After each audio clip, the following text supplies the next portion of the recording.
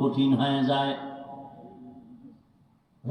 আমি মাঝে মাঝে আগে কইতাম ইংরেজি পছন্দ করতাম না, ছোটবেলা হুজুরের ইংরেজি পড়বি না, ওটি পড়লে ওটি সব ইংরেজ হয়ে যাবে।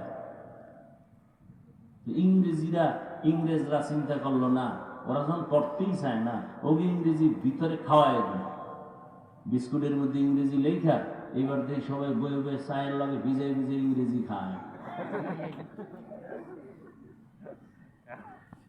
ভালো একটা চাদর কিনবেন, ছবি ছাড়া নাই। বাচ্চার একটা পোশাক কিনবেন, ছবি ছাড়া নাই। বাঁচতে চাইলেও বড় কঠিন। কয়জনে আবার এই চিন্তা করে? এই চিন্তাও তো আমাদের করার খবর নাই। একটা হইলেই তো হইল, এত ফতুয়া দেন কেন? তাহলে আর ইসলাম রইল কই? মনে যখন যা চাইবে তাই করবো, তো মক্কার কাফেরের মতো জীবন চলবে। আল্লাহর মোহাব্বতে, রসুলের আদর্শে জীবন আর চলবে না, সভ্যতাও জমিনে থাকবে না। আমেরিকার ডব্লিউ বুশ এক বক্তব্যে বলেছিল, আমি চাই দুনিয়ার সব যুবক হবে দাড়িবিহীন, আর সব যুবতী হবে পর্দাহীন। কোন নারী পর্দা করবে না। বাংলাদেশের অবস্থাও তো তাই। মেয়ে যদি বলে আমি ওড়না পরবো না, বাবার কোনো অধিকার নাই মেয়েটাকে চাপ দিবে, কোনো খবর নেই, চাপ দেওয়ার কোনো উপায় নেই। তাহলে বাবা অপরাধী। বড় কঠিন হালাত।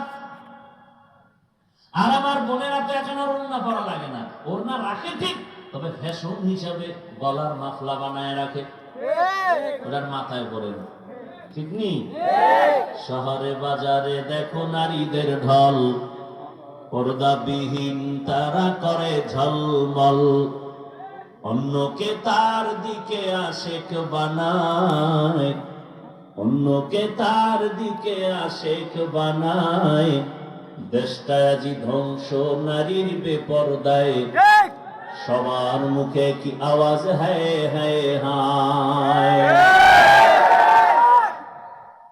আল্লাহর জাতের কসম, ধর্ষণকে বন্ধ করতে হলে আগে চোখের দর্শনকে বন্ধ করতে হবে। চোখের চাহনি দর্শন যেদিন বন্ধ হবে, সেদিনে জমিন থেকে ধর্ষণ বন্ধ হয়ে যাবে। এজন্য আল্লাহ কোরআনে স্পেশাল আয়াত দিয়েছেন, চোখের দর্শনকে কন্ট্রোল করো।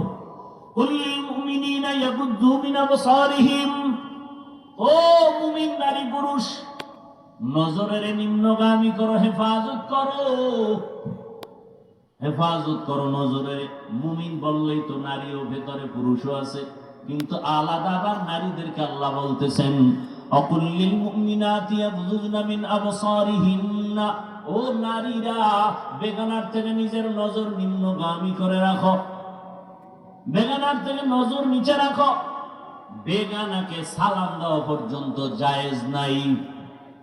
কি মায়েরে সালাম দেয় না, স্বাস্থ্য বই মেরে দেয়, বউরে সালাম দেয় না, বেআই মেরে দেয়। আছে না নাই? আল্লাহ হেদায়েত দান করুন। আমিন। কষ্ট হইতেছে আপনাদের? এই দুনিয়া কিছু না, পরকালের জন্য ঘর সাজাও।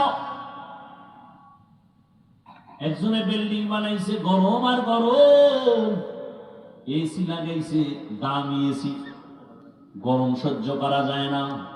এসি লাগাইয়া সব ছিদ্রগুলো বন্ধ করে দিছে, এরপরে বাহির থেকে কোনো গরম হাওয়া যেন ভেতরে না আসে, সব বন্ধ করে দাও। ভেন্টিলেটর বন্ধ করে দিছে, যদি একটু ছিদ্র থাকে দরজা বানাইছে, দরজা তো আর ফ্লোরের সাথে মিলানো না, একটু তো নিচ থেকে ফাঁকা, সেখানের জন্য আলাদা হোম কিনে আনছে, আইনার পরে তলায় লাগাই দিছে, বাহিরের গরম বাতাস যেন ভেতরে না লাগে। তোমার একটা ছোট্ট 13 বা 20 ফিট রুমের মধ্যে একটা এসি লাগানোর জন্য আরামে তুমি ঘুমাইবা কয়দিন?